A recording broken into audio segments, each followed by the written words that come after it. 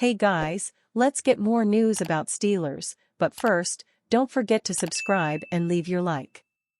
Mike Tomlin sends a clear message about Steelers QB plans. After 2 years of very subpar play from Kenny Pickett, the Pittsburgh Steelers now have a Hall of Famer at quarterback in Russell Wilson. Wilson just suffered through a disastrous 2-year stint with the Denver Broncos, but he could very well return to form this season. Behind him is Justin Fields, who was disappointing in his first 3 NFL seasons with the Chicago Bears but is still thought by some to have real potential. There has been some speculation that perhaps Fields will eventually supplant Wilson as the Steelers' QB1 and that it could perhaps happen by Week 1, but head coach Mike Tomlin apparently shot down that speculation, per Brooke Pryor.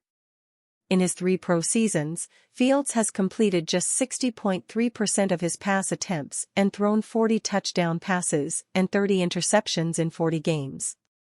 The hope is that being on a new team with a different offense and a stellar head coach in Tomlin, who has never posted a losing record since taking over the Steelers in 2007, will improve his fortunes.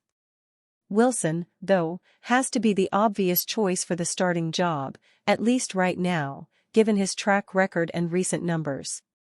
He rebounded from a very poor 2022 season to throw for 3,070 yards and 26 touchdowns while completing 66.4% of his pass attempts, although his 6.9 yards per pass attempt were a career low for him.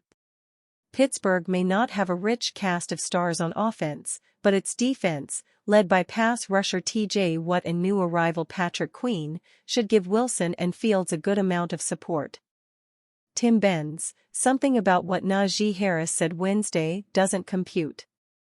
Something just doesn't add up with Najee Harris's explanation as to why he didn't get a 5th-year option from the Pittsburgh Steelers. I'm not suggesting that Harris is the one blurring the lines. If I'm him, I'd be confused too.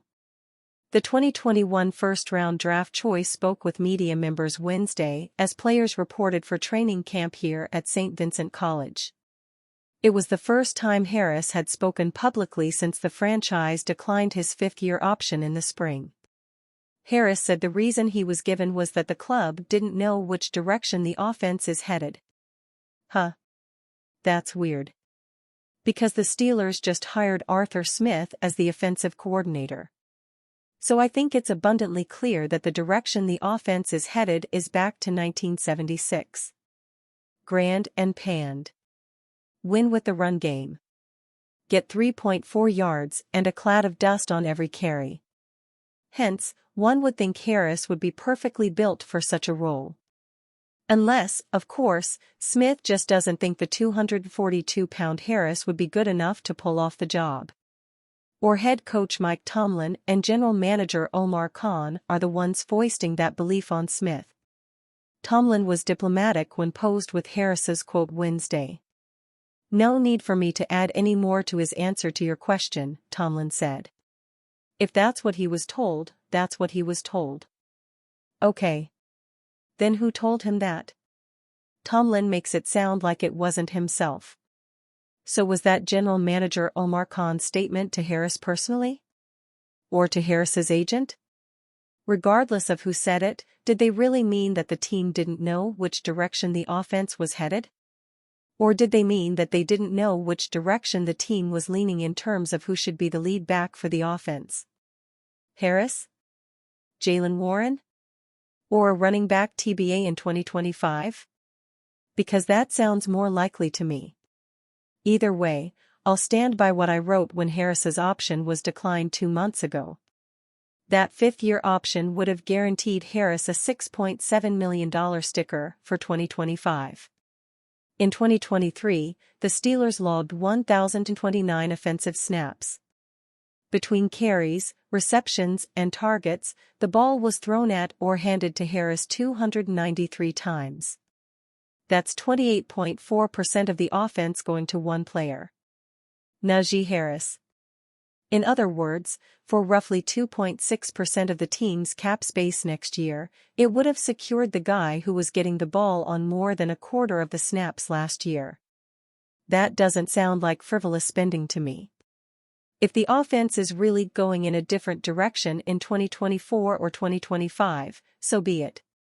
If that direction is more George Pickens or Pat Freiermuth or even Warren, fine. Let us all see what that looks like. For just 2.6% of the cap and 28.4% of the offense, it's hard to argue that picking up the fifth-year option wasn't worth the money even if those numbers diminish somewhat over the next 2 years. I'm sure Harris and his camp agree. Based on what Tomlin said Wednesday, at last someone in the Steelers front office does not.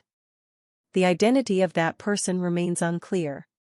But I can't blame Harris for being chapped at whoever that may be. Report, 49ers WR Brandon AIYUK sits out practice amid contract dispute.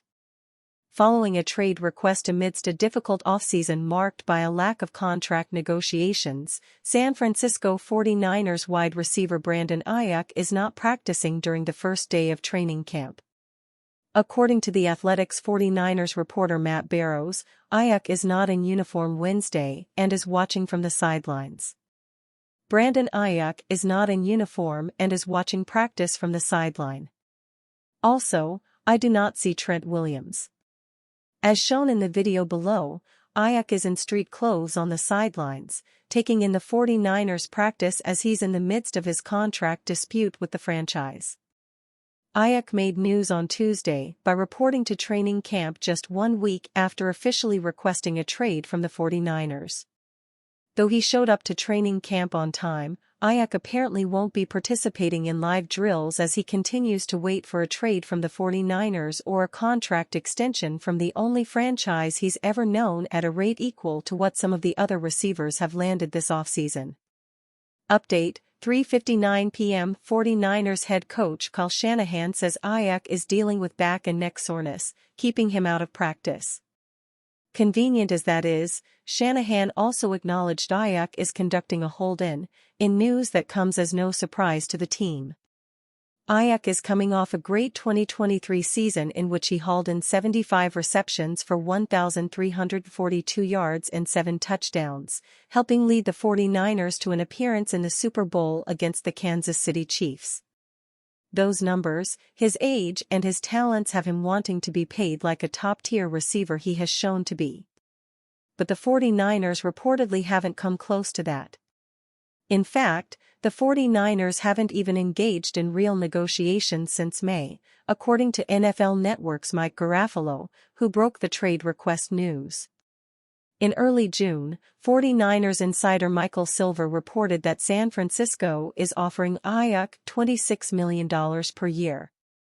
Though that number looks strong on paper at the receiver position for a guy like AIYUK on a loaded team overall, it would put him well under the recent pay scale of receivers who landed new contracts this offseason, such as Detroit's Amon-Ra St. Brown, Minnesota's Justin Jefferson, Philadelphia's A.J. Brown, and Miami's Jalen Waddle. Now, with no new deal in place and a trade request made, AIYUK is not practicing at training camp. It's unclear if it's a true hold-in or if he's dealing with some sort of injury, though. And you fan? What do you think of the situation of Brandon AIYUK? Leave your opinion in the comments.